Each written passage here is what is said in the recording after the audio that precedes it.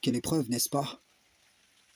Quand ta volonté propre se heurte à cette réalité qui découle des règles que l'Éternel a fixées et par lesquelles ce monde est régi.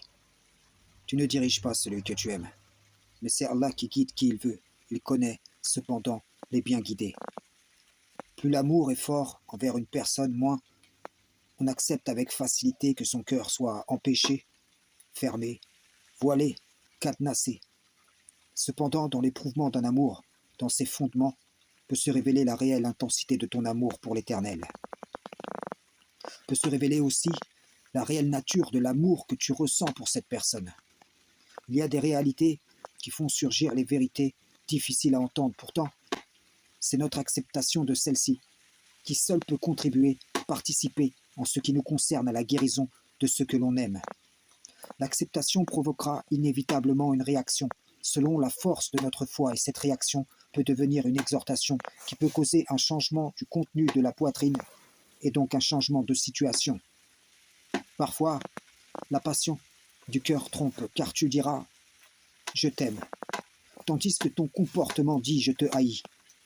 Comme celui que tu aimes peut voir de la haine dans un amour véridique. Combien ne se comprennent pas, car l'un est régi par les codes qui définissent l'amour divin et l'autre par les codes qui définissent l'amour de ce monde. L'un est porté vers ce qu'offre cette présente vie, l'autre ne perd pas de vue la vie dernière. Vraiment, du cœur viennent toutes les issues de la vie. Si tu aimes mal, tu penseras faciliter alors que tu nuiras, tu penseras protéger alors que tu exposeras, tu conforteras dans le mal. Quant à celui qui aura dépassé les limites et aura préféré la vie présente, alors l'enfer sera son refuge.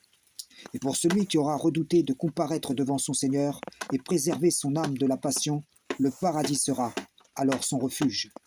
Mon frère, ma sœur, imposez les principes divins dans le bon esprit aux sentiments de vos cœurs. Ce sera pour vous une bonne façon de vous préserver. L'amour de ce monde est trompeur, et pour le démasquer, il faut éprouver les liens par les principes divins. Et vous verrez alors si l'ami chaleureux n'est pas un ennemi certain, si vous aimez ceux qui vous haïssent, ou si vous haïssez ceux qui vous aiment, si vous avez de l'amour pour le bien ou le mal, de la répulsion pour ce qui vous est profitable ou nuisible, si vous êtes attaché au vrai ou au faux, si votre vie est réalité ou illusion. Frères et sœurs en islam, salam, shalom.